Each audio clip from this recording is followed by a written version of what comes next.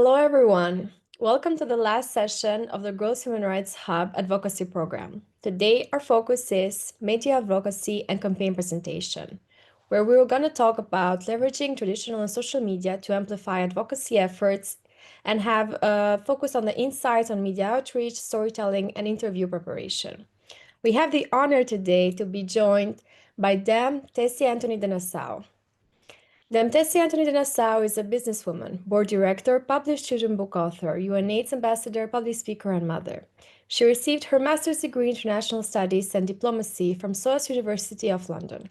Before her master's degree, Tessy spent 6 years in the Luxembourg army and was deployed as the only woman on her draft to Kosovo at the age of 18. She was, for 12 years, a member of the Luxembourg royal family. After her master's degree, Tessy was appointed as director for EMEA Impact at Vice Media UK. She had her own TV show with RTL. She then went on to launch her own consultancy in 2018, offering services in the areas of sustainability and development. She is an ambassador for UNAids and is the patron to the UNA UK, along with the creator of the UN Millennium Goals. Tessy is the vice chair of Hong Kong-based asset manager, and she's an executive board member at Elizabeth in Luxembourg, a 350-year-old socially active organization that takes care of more than 4,000 beneficiaries from all social classes and origins. She is also an executive board member at the Estonian Chambers of Commerce of Switzerland, and she's an advisory board member at the UNAids. She is ambassador to Cherry Blair Foundation and World Minds. She received the Philo Asia Peace Award in the Philippines in 2024 and was bestowed at the Dame Grand Cross of Order of Adolphe of Nassau from Her Royal Highness Grand Duke Henry of Luxembourg in 2009. Moreover, she received the Women of the Decade Award from the Women Economic Forum in January 2017, the Humanities Medal for spreading humanitic ideas worldwide, and the Global Empowerment Award for her work in Africa. She was named Leader of the Year 2019 by the Leadership Academy in Luxembourg. Thank you so much, Tessy, for being here at the Gross Human Rights Hub. We are so honored to have you here and deliver this, masterclass on media advocacy. We are very happy to have come across you, and you have known us as an organization, and we're looking forward to hearing more about your work and your expertise in this topic. The floor is yours. Thank you.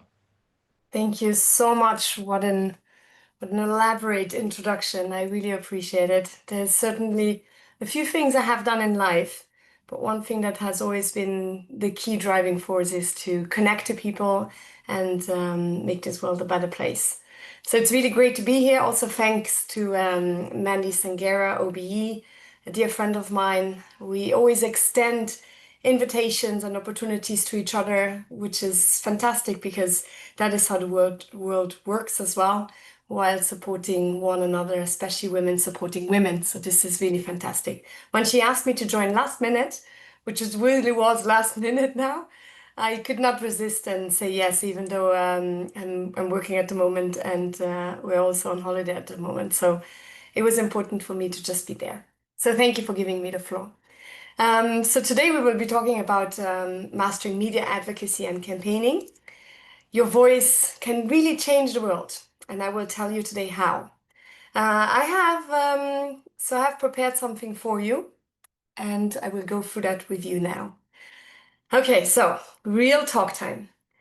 I need to tell you something that's going to sound crazy, but stick with me. When I was exactly your age, 18, I was told you were between 13 and 18 years old. I was carrying an assault rifle through the mountains of Kosovo. Yeah, you heard right. While most of my friends were figuring out college majors, I was a soldier in a war zone, thinking that power came from weapons and military might. I was so incredibly wrong. It's almost funny now. You know where real power comes from? It comes from this little device in your pocket. Your phone connects you to over 5 billion people worldwide. That's more reach than any army general, any president, any billionaire CEO has ever had in human history. Malcolm X said something that's even more true today. Media is the most powerful entity on earth. Here's the mind-blowing part. 61% of people on this planet get their news online. I'm one of them, my husband is certainly one of them, and a lot of people I know. That means your message, Your story, your voice can literally reach more people than Napoleon, Alexander the Great, or any historical figure ever dreamt of. But here's where it gets wild. AI platforms are now analyzing what people care about faster than we can even think about it. They are deciding which message goes viral and which one disappears forever. So forget everything you think you know about being just a teenager. The question isn't whether you have power, the question is what epic story are you going to tell with it? To make our time together as efficient, interesting, and memorable, I've split my talk into 6 sections for you. Some sections have call to actions, listed of 3 points to retain, and other information which could be useful to easily digest this very vast topic in the most easiest way possible. It will be around 45 minutes, and I leave generous time at the end for some questions. Thus, bear with me as I highlight only a small fraction of this topic here today. 45 minutes is nothing. We can always dive in deeper in the next sessions if we have a follow-up, or as I told as well, your team there, if you have any questions later, just write me on Instagram under the hashtag Tessy_from_Luxembourg, where I happily answer your questions in private. Voila, shall we begin? Please take notes and do ask questions either during my talk or, as I said, at the end. Section 1, the art of the campaign. Your story matters. Let me tell you about one of the craziest projects I ever worked on and how it taught me that the most ridiculous ideas can change everything. So picture this. I'm working at Vice Media, you know, the edgy documentary company, and my boss comes to me with this assignment. Tessy, he says, we want you to make a documentary about camel racing in Saudi Arabia. Camel racing? I'm thinking, right? Are you kidding me? Who's going to watch a documentary about camels? But here's where it gets interesting. Instead of making it about the camels, we made it about something every single one of you can relate to. The struggle between honoring your family's tradition while trying to figure out who you are in a rapidly changing world. Suddenly, we were making a documentary about camels. We weren't making a documentary about camels anymore. We were telling the story of every teenager who ever felt caught between their parents' expectation and their own dreams. That documentary didn't just get views, it started conversations. That's when I learned that the 3 rules that have worked everywhere from Luxembourg to royal palaces to refugee camps that worked for me were rule 1. Make them feel something first, then hit them with the facts. Nobody remembers statistics, but everyone remembers the moment you made their heart race. Rule 2, keep it stupid simple. If you can explain your campaign to your little sibling, if you can't complain it to your little sibling, it's too complicated. Rule 3, always tell them what to do next. Don't just make them care. Give them a way to act on that feeling immediately. And here's a stat that's blow your TikTok trained minds. Visual content gets shared 40 times more than text. 40 times. That's not just a fun fact, that's your secret weapon. Section 2. Crafting stories that spread like wildfire. The best campaigns in history weren't really campaigns at all. They were movements that felt like the most epic stories ever, right? Think about the most recent one. Let's go a bit more recent. Think about the Ice Bucket Challenge. On paper, it sounds absolutely insane. Dump freezing water on your head and post it online, right? When I heard about it the first time, I was like, okay, what's happening? And then I was reading up on it, on what it actually meant. But it raised 100 million for ALS research. Why? Because it wasn't really about the ice water. It was about being part of something bigger, challenging your friends, which was fun, right? Your parents, your grandparents. I've seen all kinds of people doing it that I know. I have done it. And feeling like a hero in your own story. You have done it, yeah? Now, let me tell you about one of my biggest ventures and biggest failures that turned into a massive success. When I co-founded Professor Bodes, I thought I was so smart. I had all these heartbreaking statistics about the educational inequality. Kids in 21 countries who couldn't access quality education. I made these beautiful presentations with charts and graphs, and nobody really cared. Of course, the companies and government departments that want to see financials and projections to kind of decide if they want to invest in it and sponsor some summer programs, yes. But the masses of people, the people online, they want to see and hear stories. That's when I started to document my travels, record interviews with young people, take pictures of my classrooms, my work. Within a few years, I became a household name for advocacy and philanthropy because people were able to see, feel, and experience with me what my work was all about. It made them part of it. It made them feel like they know me. It made them feel like they could be part of the solution. That changed absolutely everything. People don't connect with causes, they connect with other people, right? They don't care about your mission statement. They do, but only when it comes to the written parts. They care about the human beings whose lives is at stake because and how you kind of make their lives better because of what you're doing. Your story needs three elements. And I learned this also, again, the hard way. I think nothing really gets done smoothly. You learn about it, or, which I would kind of like as a parenthesis put in here, find yourself a mentor, a person that really inspires you, and get mentorship. My husband is that person for me in many things. And yes, he does drive me mad at some points when we talk about business or other things where he mentors me, but he is often right. He will love this. Actually, he's sitting next to her, and I'm sure he has a huge smile. So we have three components, right? The hero. This isn't you, it's your audience. They need to see themselves as the main character who can save the day. The challenge. That's number two. What's the dragon they need to slay? Make it so real they can picture it, so urgent they can't ignore it. And three, the victory. Paint the happy ending so vividly they can taste it, smell it, feel it in their bones. And here's where AI becomes your superpower. You can now test different versions of your story in real time and see which one makes people's hearts race.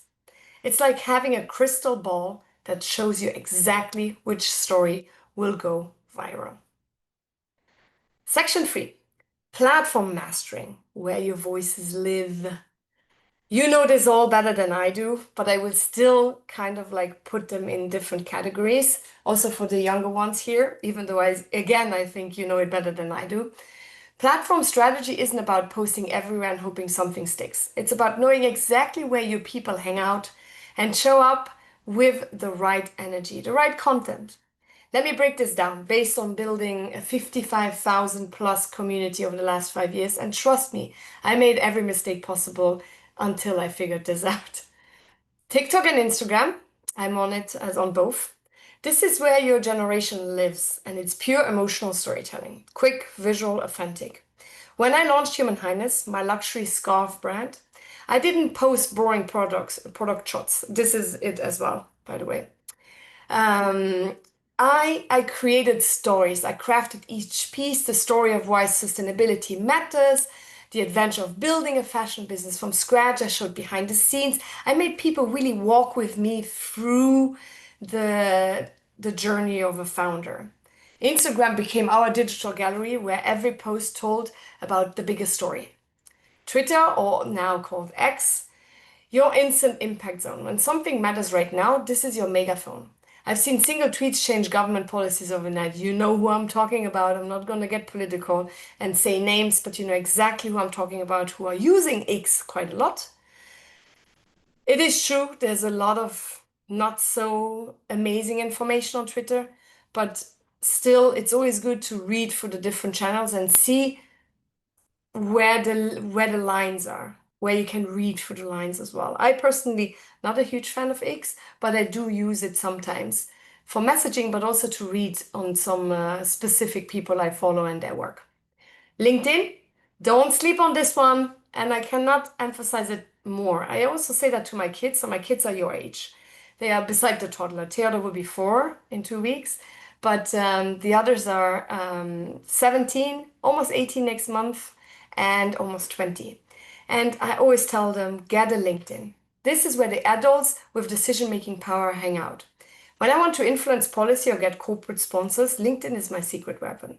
I get so many projects and leads through LinkedIn, which is crazy. A lot of people ask me, how do people approach you? And I say, well, Instagram, yes, but also LinkedIn. I urge you to get one and populate it generously. That means at your age, from 13 to 18, is the perfect time. You have nothing else to do than being a student and do extracurriculum activities, right? Of course, be also young and have fun and do all of these other things. But this is a time period where you don't have so many different worries.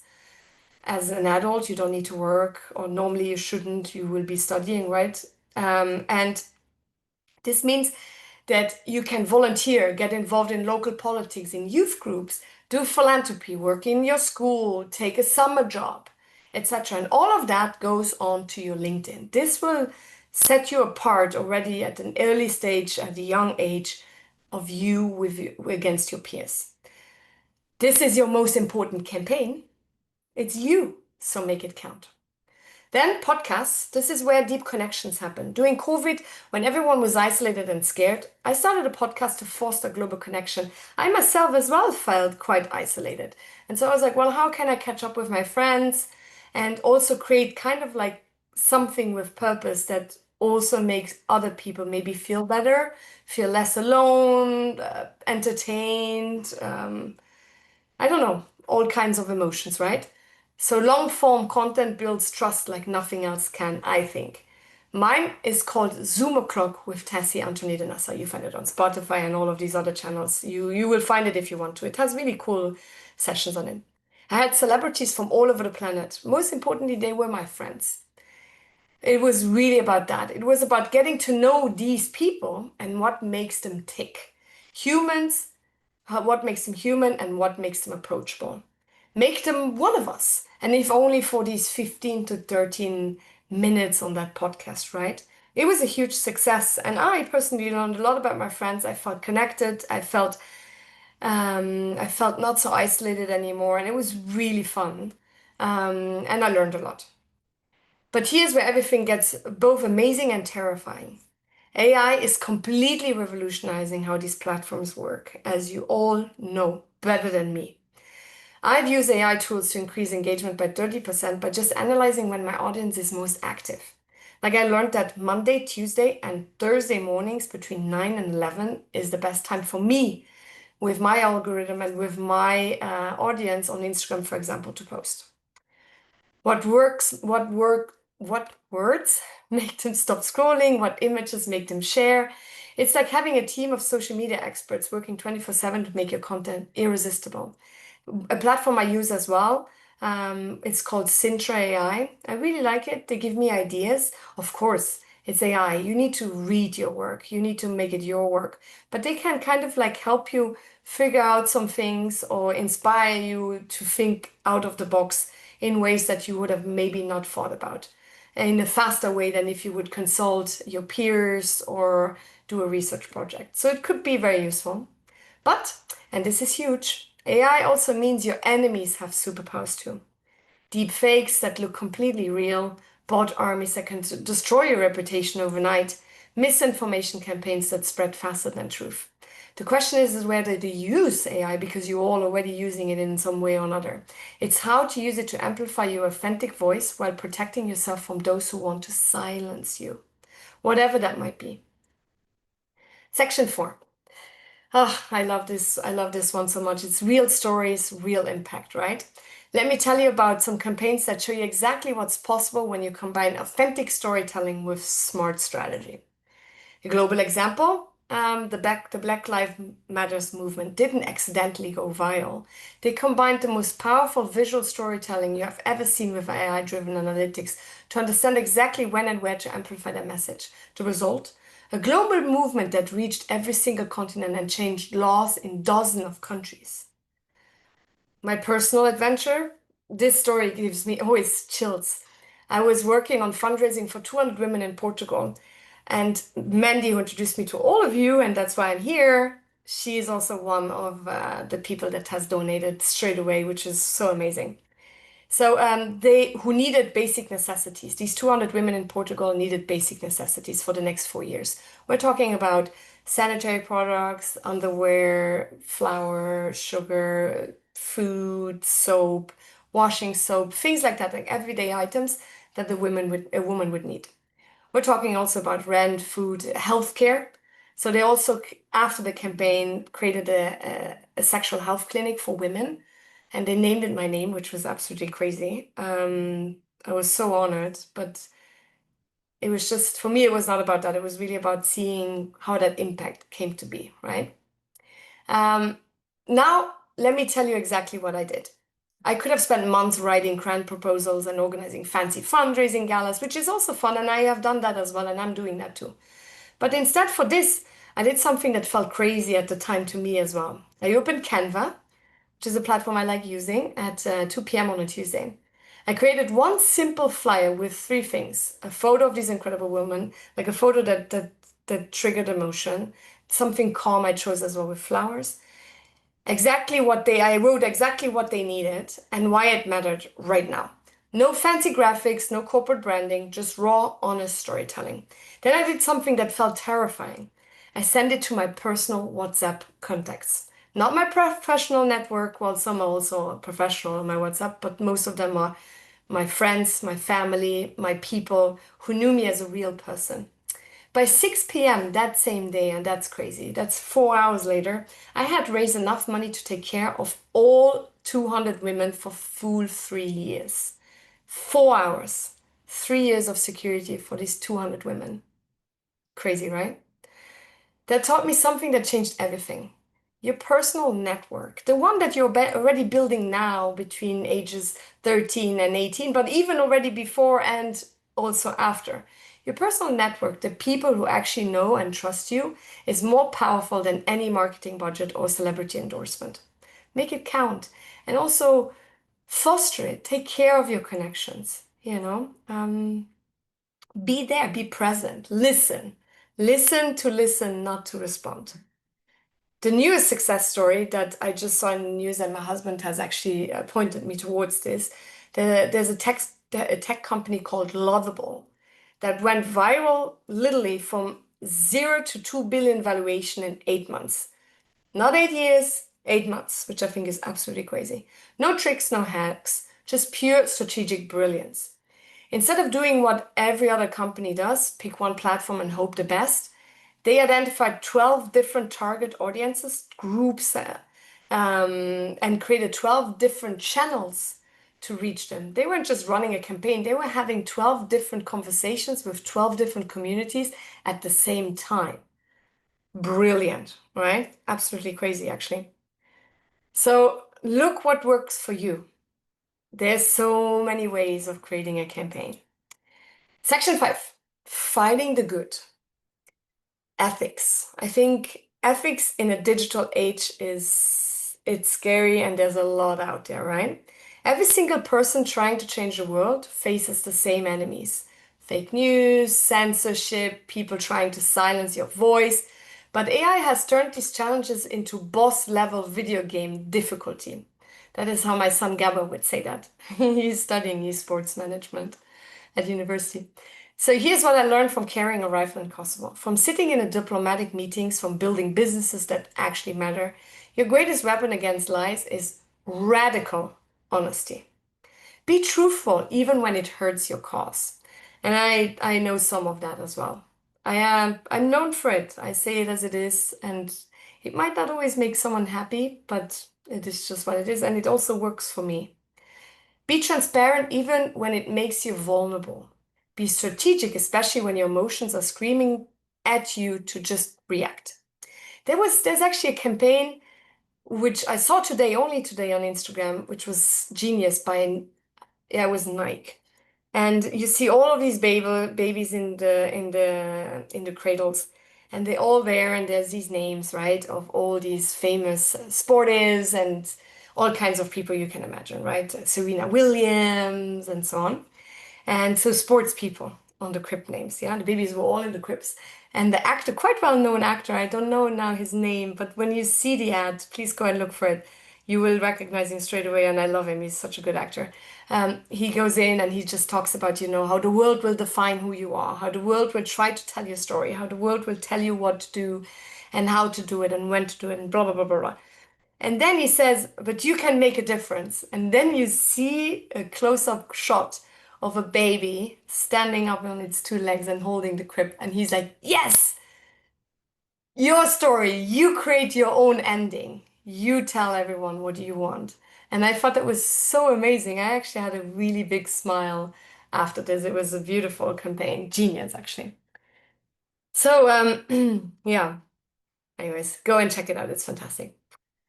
Other than, so Leonardo da Vinci said something that's even more true today. Nothing strengthens authority so much as silence. But in our age, staying silent isn't just dangerous, it's deadly. When you don't control your story, someone else will write it for you. And trust me, you won't like their version.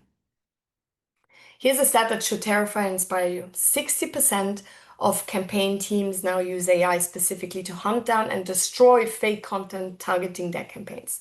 This isn't optional anymore, it's survival. From building businesses and everything I've done, I've learned that authenticity is your bulletproof vest. AI can fake videos, fake voices, fake everything, but it can't fake the consistency of your values, the depth of your relationships that I talked about before, and the authenticity of your personal story. That's your superpower. That's what makes you unstoppable. The last section, sadly already, is your personal revolution. When does it start? Here's something that would have absolutely shattered my 18-year-old mind in that Kosovo mountain. A single tweet from the right person at the right moment can change government policies overnight. And we have seen it in the elections, several countries now. We have seen the political situation. We have seen how these phrases, just tweets or whatever, can change so much. One post, one story, one voice, overnight change. Bold fact, campaign using AI insight see real world impact 78 times faster than old school approaches. We're talking 6 months instead of 2 years. That's the difference between hope and action. And also life, when it gets to about people's lives and their well-being. But here's my deepest insight about everything I experienced. AI is just a tool. Like any tool, it amplifies who you really are. This means if you're authentic, AI makes you more authentic. If you're strategic, AI makes you more strategic. If you're committed to truth, AI helps you fight lies more effectively. The question isn't whether AI will change how we fight for what matters. It already has. The question is whether you use it to amplify your best self or let others use it to silence the change you want to create.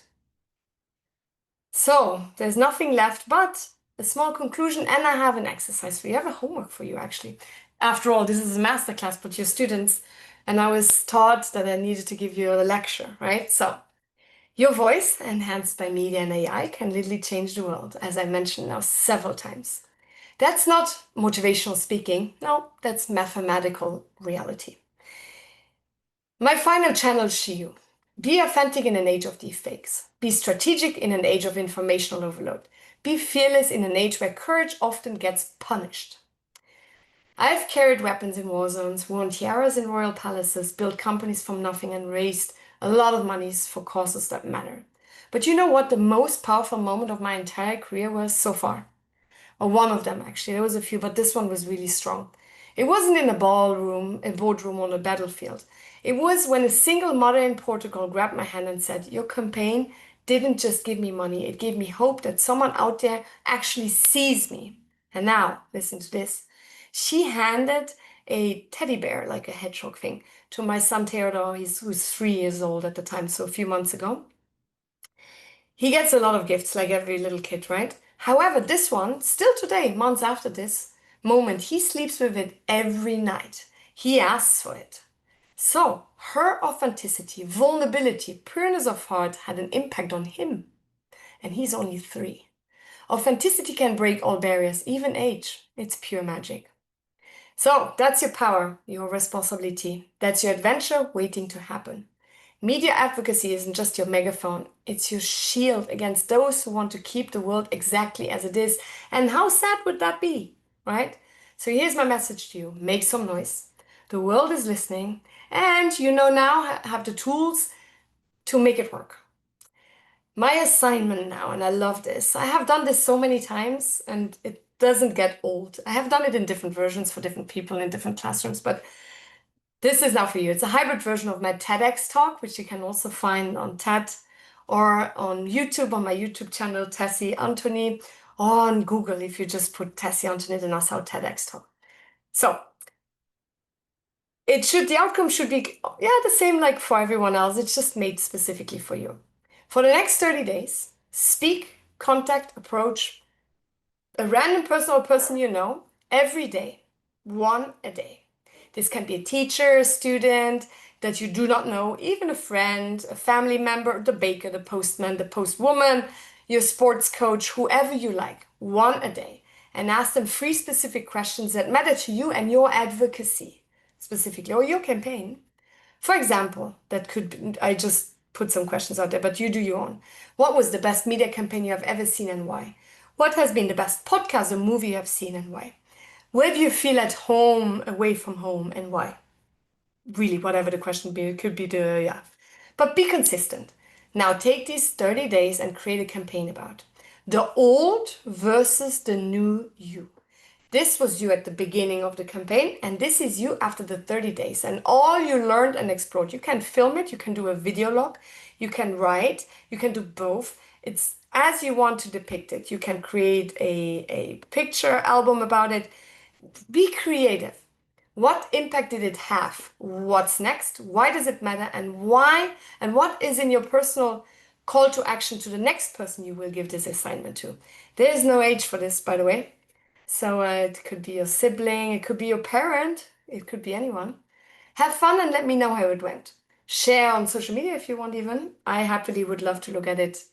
And if you tag me, I definitely see it. Fun fact, this exercise will also show you how fast something can change. Nothing is constant. And that keep moving forward can be scary, but has a lot of potential, positively, even life-changing outcomes. Thank you so much. I think that's it for now. Wow. Thank you so, so much, Tessy. I can say the notes I've taken, and I feel like so inspired. Um, well, first of all, what a life. I don't know, how do you feel sleeping and having lived the life that you've lived? And the impact that you've had, it's really inspiring. And I think on behalf of everyone who is here for sharing the story with us. I will share the exercise definitely with everyone in our community. I'm gonna tell them specifically on how to do and how to follow this, as in this world where everything does feel not authentic. It's very good to go back to your core beliefs. I have some questions prepared Yes, that I of would course. like to go through. Um, I have the first one, and you did talk that authenticity is the best thing that you can do to your campaign and to have on your storytelling. But now in this world where there's so much information and everyone does suffer from having a short attention span, what do you think makes a campaign message stand out? That Well, I then think I think to be concise, don't be too long because sometimes I see some that are too long. And from the beginning to the end, it has one thread. Because sometimes you see that they move around too much, too much. Make it that people kind of like get engaged visually if it's a visual campaign, but also what is what you're saying? Make the words count. Don't just talk to talk, but what are you actually saying? Like the campaign with the baby, the actor didn't say much, and the babies obviously didn't say anything. There was a baby who was like, yeah, another one was smiling, but the message was super clear and it was mind blowing, actually, super genius campaign. So it's really about, yeah, what you want to say, who's your audience, be concise, crisp, choose your words, and yeah, be authentic. Be what would you like to hear if this is something you would buy or listen to or invest in? What is your criteria that you would catch the attention? perfect. And do you think that right now, is there any chance of balancing the traditional media, or are we sticking to the tech, I would say social media platforms like Instagram, TikTok? Is there any substance to going back to TV and newspaper, or the world has shifted completely from them? No, of course. I love newspapers, I love magazines, and I love TV shows. As I've done my TV show in Luxembourg, and it's not that long ago, it's only a year and a half ago that I wrapped it up, and it was one of the most watched ones and celebrated ones in my country. And I'm not a TV personality, but what I was doing is that I was sharing stories of the invisible heroes, of people in Luxembourg in the society, and how incredible what they're doing. Things that people knew are happening and really changing people's lives, but they didn't knew the person behind all of that and that person's life. What makes that person, a human, someone to relate to? And that is what the show was about, and it was a huge success. So I think all of it is good. It just depends what is your message and how do you want to transmit it. But you will always find your audience, right? Who is your audience? So I think once you define all of these, all mediums are okay, and you can even kind of like make them go into one. I used a lot of social media while doing the TV, and it was also in the magazines. So I used all of them. I think they're all very useful. I don't think any of them are outdated. They're all very powerful.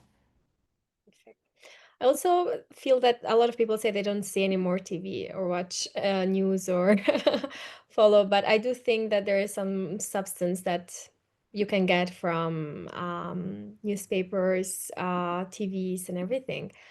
So I do agree with you. And finding what you said earlier, finding your target audience and seeing where you can find them. Maybe you can find them there as well.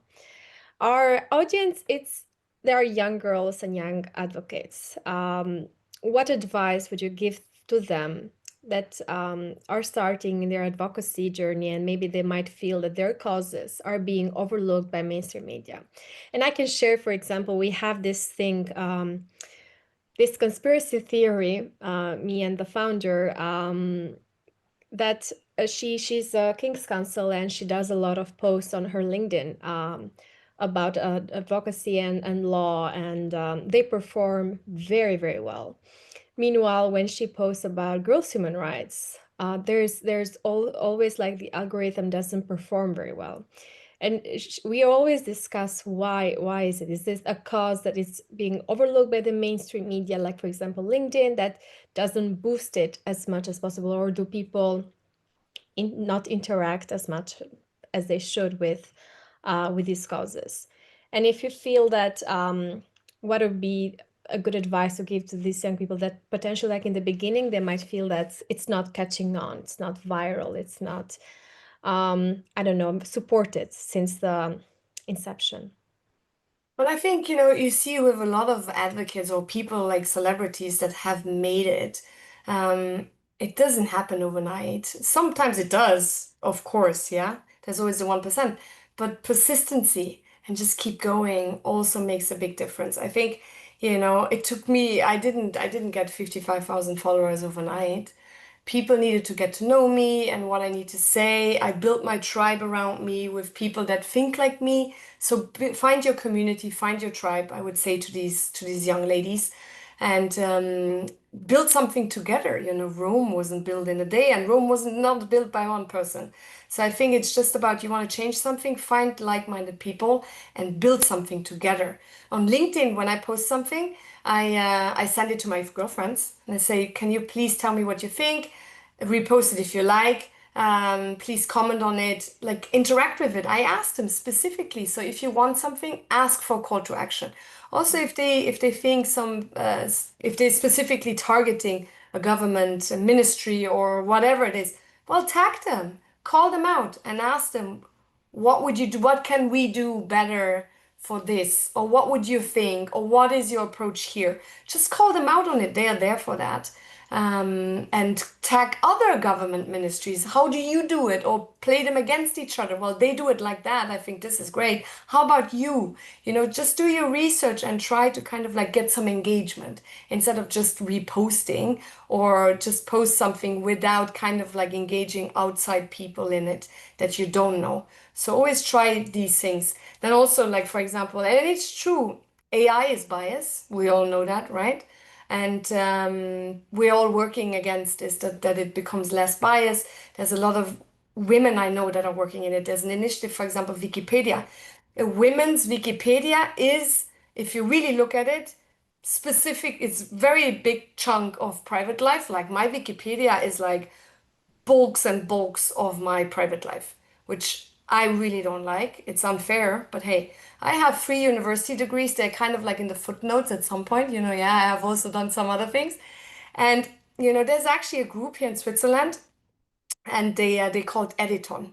And it's a group of women that came together and they are writing Wikipedia pages for women now. And they write thousands of them a year for women that never had one but should have one because of their work. Or they correct some. They also try to correct mine. It's not that easy because, sometimes people don't like change. Yeah, then they change it back to no, no, it's nice to know that she was just a wife or ex-wife or daughter or whatever of someone because she becomes too dangerous otherwise, right? So there's some forces against it, but I think again, as I said before, persistency really makes a difference. So I would just keep pushing, like Mandy does. Mandy gave a talk, right? And I'm sure her key message was as well: keep going, keep pushing, break the glass ceiling, work together, and just keep calling people out with respect. Don't be rude. Just be elegant about it because if you're aggressive about it, people will shy away and shut down. But if you're constructive about it, why not?